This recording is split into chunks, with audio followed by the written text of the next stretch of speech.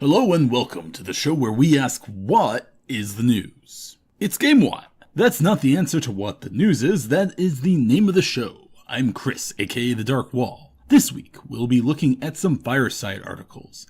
If you're looking for part 2 of last week's episode, the part where I tell you about the 120-something entries to the Adventure Jam, don't worry, when it's up, it'll be up. When it's down, it'll be down. And when it's only halfway up, it'll be neither down or up. Oh, the grand old Duke of York. I guess I don't get the reference. Ma has more sophisticated references than me, so hold on, let me Google that real quick.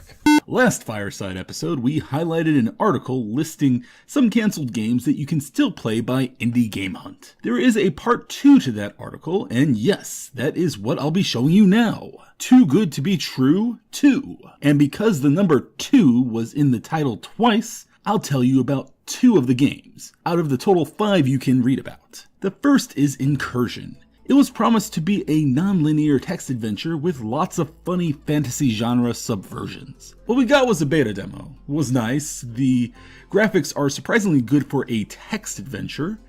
What this demo does most of all is make you very badly want a full expanded version of the game.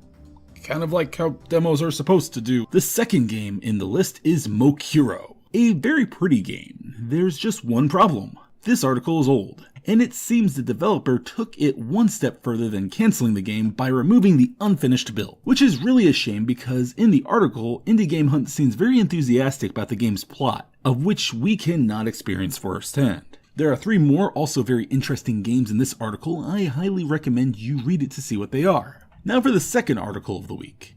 In previous episodes, we've covered an article by Alien Melon, we've covered an article about Alien Melon, and now an interview with Nathalie Lawhead, aka Alien Melon.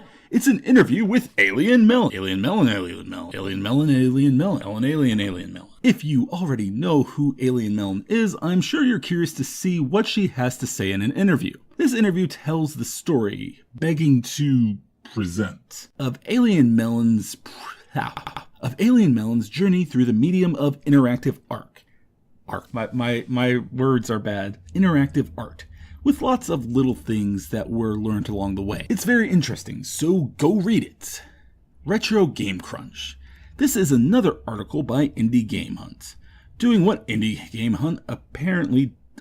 My words are bad. Doing what Indie Game Hunt typically does, which is bringing to light interesting indie games. Retro Game Crunch is a collection of NES-styled games all in the same package. Any one of these games would be interesting enough, but there's 7 of them.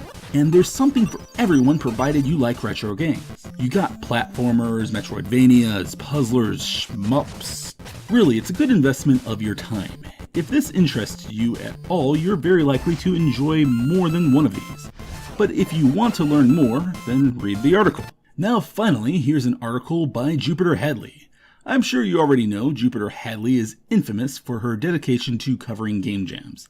At the moment, she's probably the most active fireside writer as well. Sadly, for diversity, it looks like the near future is solid pages of Jupiter Hadley articles. Fortunately, they are all really good and interesting. It's just a shame that the whole fireside is currently resting on her shoulders. We have a crazy amount of article to choose from, so why not Jam Favorites, Train Jam 2017? Because trains are cool. This jam actually took place on a train during the train's journey, which is a really cool idea. Just the metaphor alone of the deadline for a game physically getting closer to the developer as they are propelled towards it by means of a train is very symbolic. The train represents trains. I know that's pretty in-depth art analysis, but that's what you can expect from the dark. This is a typical article for Jupiter Hadley. It's a list of very interesting jam entries with her thoughts on each. The theme of the jam was unexpected anticipation. Paradoxical phrases are always good themes to surprise developers with because it makes them have a brain heart attack trying to come up with a concept for their game. Just an example of the games that enter the jam, Error 404, a game about loading the game. It's an FPS where the game has loaded incorrectly, except that's what it's supposed to do because that's the point of the game. The goal is to load the game. if you want that to make more sense, Jupiter Hadley explains it better. You could also read the rest of the article and see the other games that entered and what they did with them. My words are bad. And what they did with the theme. And then option C, you could play it yourself. Links in the article. Link to the article in the description of this video. That's all for this week. Next week is a regular featured games episode. There's actually been quite a few good games featured lately, so it'll be an interesting one. I'm Gus, aka the Darewall, and this is Play Y. Stay in there.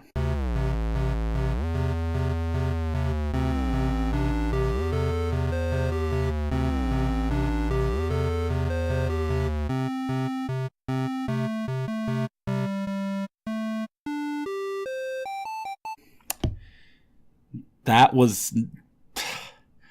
I'm Chris, aka the Dark Wall. This is GameWatt. Stay indie. There. I'm not even gonna be all befuddled. I'm just gonna say it how it's supposed to be said, because Ma just likes to make me look stupid, but you're not gonna get me this time. You're not gonna trick me with the pickled spinach. Because pickled spinach is good stuff. It don't need my help to push it, okay? My mama said that if you need to sell pickled spinach to somebody, it probably ain't good spinach. And my mama knows good spinach.